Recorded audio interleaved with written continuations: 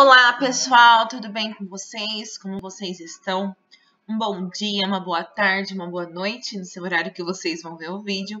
Vamos iniciar, mais uma aula nossa. E hoje nós vamos falar do sistema, A gente vai falar de psiquiatria, relacionado aí ao nosso sistema nervoso, tá? Então a gente vai falar sobre cérebro, sobre algumas doenças relacionadas, como depressão, ansiedade, que a gente está tão em alta hoje, principalmente aí devido à pandemia. Nós tivemos um aumento significativo da ansiedade nas pessoas, que são sintomas que são confundidos aí também com outras patologias, Então a gente tem várias patologias que se confundem entre si, porque os sintomas são bem parecidos, E a gente teve um aumento muito grande aí em crises de ansiedade. Então nós vamos estar falando sobre crise de ansiedade, sobre depressão, sobre bipolaridade. Vamos entender um pouquinho o que é diferente, Por exemplo, um paciente que é esquizofrênico de um paciente que tem, por exemplo, uma demência, Então, nós temos vários aí diferenças entre um e outro, tá? Então, nós vamos estar falando nessa nossa aula sobre este tema. Então, dando continuidade aí, que a gente está falando, a gente vai falar de drogas que atuam, então, no sistema nervoso central.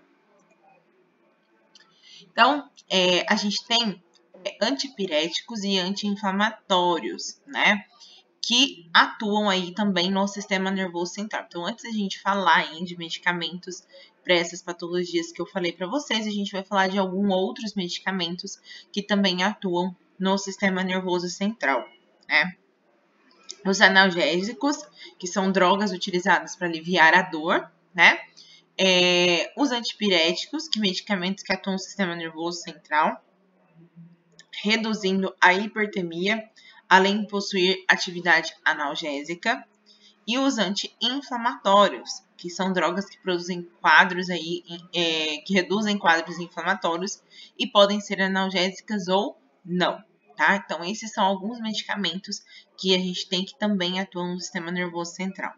Medicamento que a gente vende bastante na drogaria, que é o Paco, que é o paracetamol mais codeína, O paracetamol é um anti-inflamatório e o Paco a codeína é um analgésico, Então é um medicamento que a gente tem que reter a receita, deste medicamento, porque ele precisa de retenção de receita, Eu envio essa receita para a vigilância sanitária, eu tenho que enviar, devido aí à codeína. Temos também a codeína sozinha, Ela também tem que ser enviada porque ela também atinge o sistema nervoso central.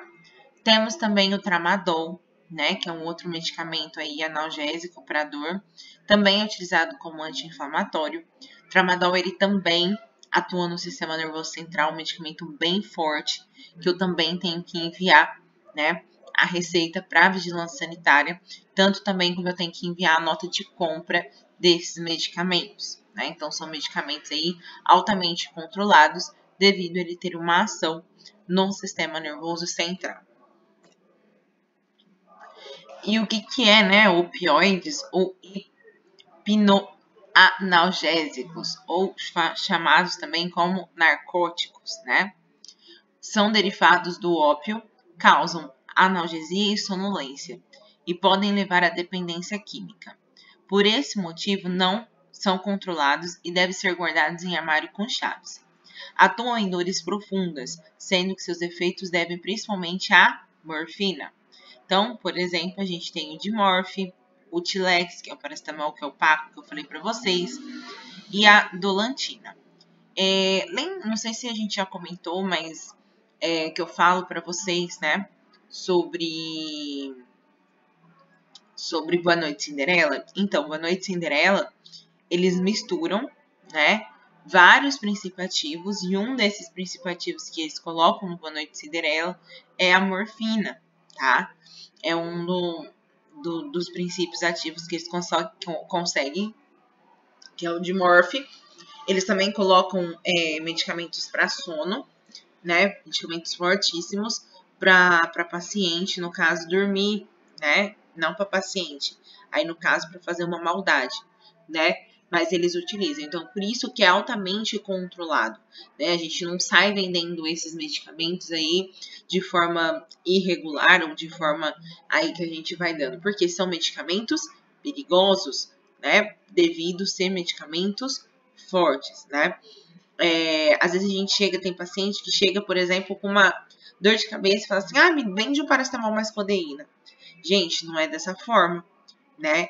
Porque o meu corpo, ele pode ir se adaptando a esse medicamento e se Deus me livre e guarde, um dia eu precisar tomar, por exemplo, um paracetamol mais codeína, o meu corpo ele não vai ter a mesma resposta do que ele teria, né? Então a gente também tem que pensar por esse lado, né? E eu sei de pessoas que tomam aí o Paco para qualquer dor, né, que é o Tilex aí, para qualquer tipo de dor, né? E eu fico muito preocupada realmente, porque vai que essa pessoa um dia realmente, né, uma dor muito aguda precise tomar, se ele vai ter uma ação aí eficaz desse medicamento.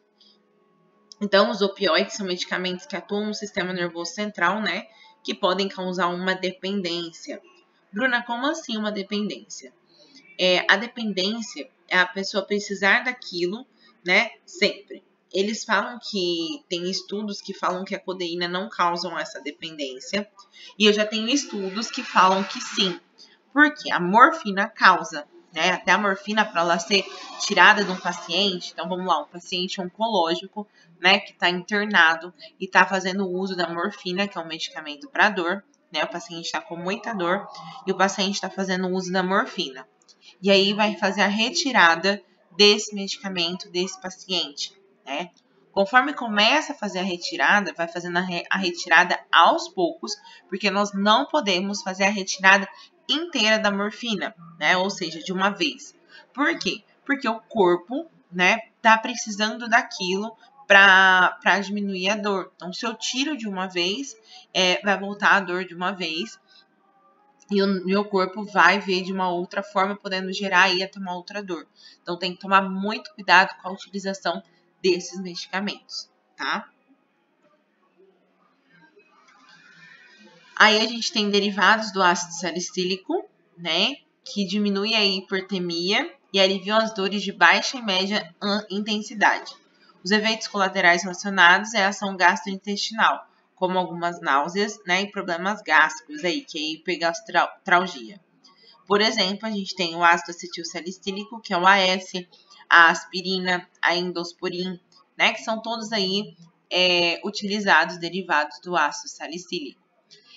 Além disso, o ácido salicílico ele é um medicamento utilizado também como anticoagulante, né? Então, pacientes que possuem hipertensão tomam ácido salicílico, que é o AS, né, ali, como anticoagulante, porque além dessa função anti-inflamatória, né, que o ácido salicílico tem de retirada de dor, ele também ali tem uma função como anticoagulante. O que é um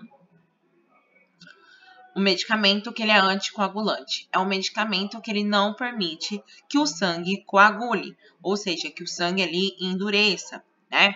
Então, muita gente fala assim, esse medicamento ele afina o sangue, né? Não, o medicamento ele não afina o sangue, né? Não existe afinar o sangue. Porém, ele deixa o sangue mais fluido, né? Ele não permite que o sangue coagule, né? Que tenha coágulo.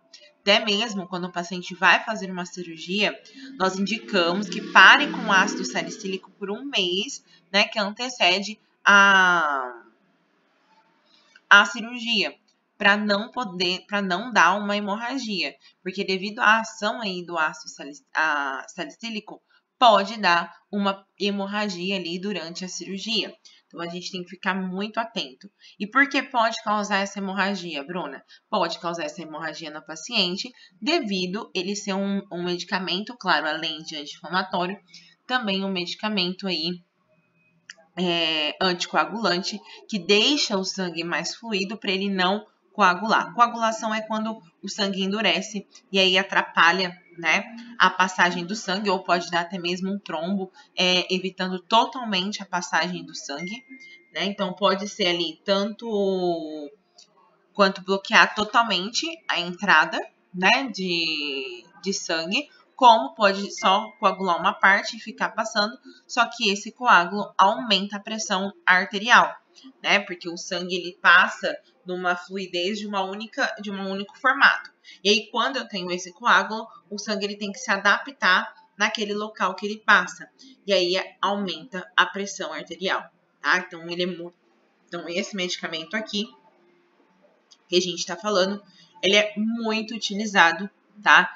Em situações também de hipertensão. Então, posso perguntar isso nas perguntas. Vou dar um tempinho aí, se vocês quiserem voltar, tá? Para vocês copiarem.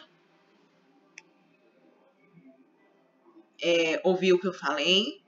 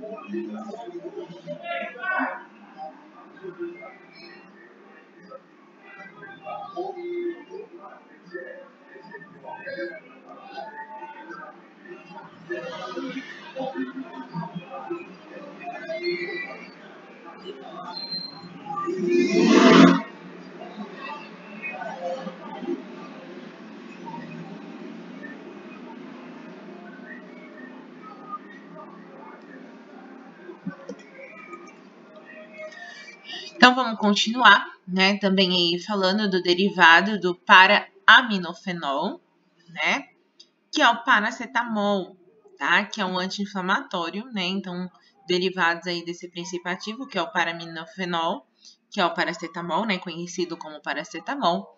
Ele tem uma boa ação antipirética e analgésica. Antipirética, pessoal, é que diminui febre, tá? Então, medicamentos que diminuem a febre nós chamamos de antipirético. E também tem ação analgésica e baixa ação anti-inflamatória. Também é classificado como anti-inflamatório, porém tem uma baixa ação como anti-inflamatório. Os efeitos colaterais são pouco significativos em dose terapêutica, mas não se descartam reações cutâneas alérgicas. Por exemplo, do paracetamol é o Tilenol e o Parador, né, que são medicamentos aí. O Parador é um similar, o Tilenol é um medicamento ético, né, e o paracetamol é um medicamento genérico. Paracetamol, lembra que eu falei para vocês que ele tem junção ali com a codeína, né? Que aí nós temos o paracetamol mais codeína. Quando ele tem essa junção com a codeína, a codeína potencializa também a ação do paracetamol, tá? Então, ele tem aí junto uma ação anti-inflamatória muito importante. A codeína, ela é um analgésico, né? Lá da família da morfina. Ela é um analgésico, né? Que a gente vai falar dela também. E é utilizada junto com o paracetamol. Então, os dois juntos aí, né, fazem uma função bem legal. Derivados da pirazolona, que é a dipirona, tá? Chamado como dipirona, cuja sua ação é analgésica e antipirética, né? Então, o dipirona, ele diminui a febre e, além disso, ele é analgésico, né? Tira a dor. Muito bom também para tirar a dor, né? O dipirona. Principalmente agora que a gente também tem aquele dipirona Uno, né? A dipirona Uno, pessoal, é a dipirona 500mg mais 500mg. Então, se você tomar 2 comprimidos de 500mg de dipirona, você está tomando 1 grama, tá? O uso intravenoso pode provocar a hipotensão, que é a diminuição da pressão arterial, em alguns pacientes. Por exemplo, da dipirona é a Novalgina, que é um medicamento ético, né?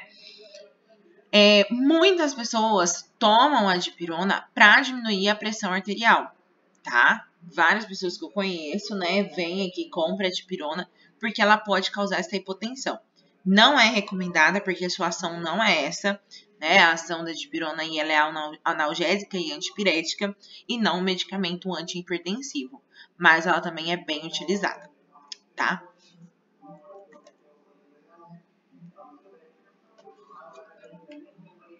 Derivados dos ácidos, né, arricalcanoicos, que é o Voltaren, a Bilferac, Cataflam, que são diclofenaco, citoprofeno, são todos derivados aí deste ácido, né? Caracteriza por uma ação analgésica, antipirética e anti-inflamatório. É muito utilizado, pessoal, após cortes, né? Por exemplo, cirurgias. Então, o paciente fez uma cirurgia, né? Então, entra com esse anti-inflamatório, que além disso, ele consegue tirar a dor também. Então, por exemplo, a mulher faz uma cesárea, né? Após a cesárea, os médicos sempre costumam passar ali o citoprofeno para a mulher estar tomando de 8 em 8 horas, né? O citoprofeno para estar melhorando ali a dor, tirando a dor. Então, o citoprofeno é muito utilizado. A Voltaren injetável, porque tem ela intramuscular, também é muito indicado para dor, né? Dor muscular também, que eles é muito bom no caso de uma inflamação, dor na coluna, né? Tira a inflamação. Então, são medicamentos muito bons e que também tem ação aí no sistema nervoso. Vou voltar aqui para vocês copiarem.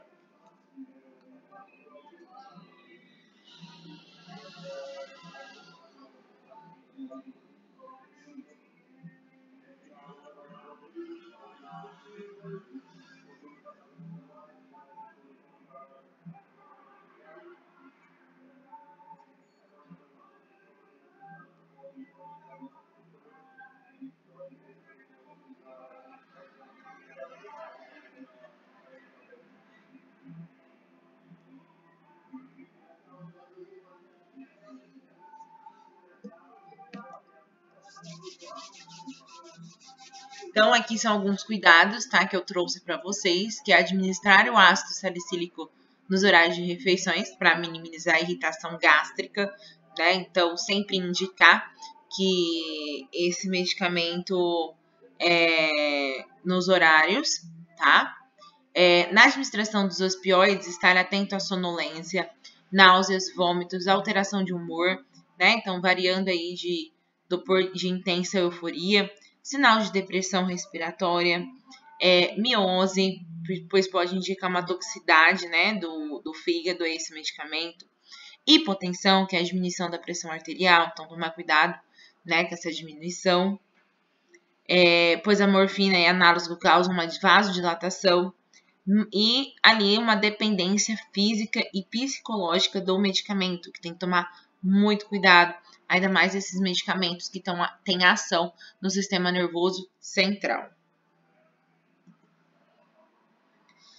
E aí depois, né, agora no nosso próximo vídeo, nós vamos estar falando do emagrecimento arriscado através de algumas substâncias, como a anfetamina, como a ciputramina, tá? A gente vai falar delas.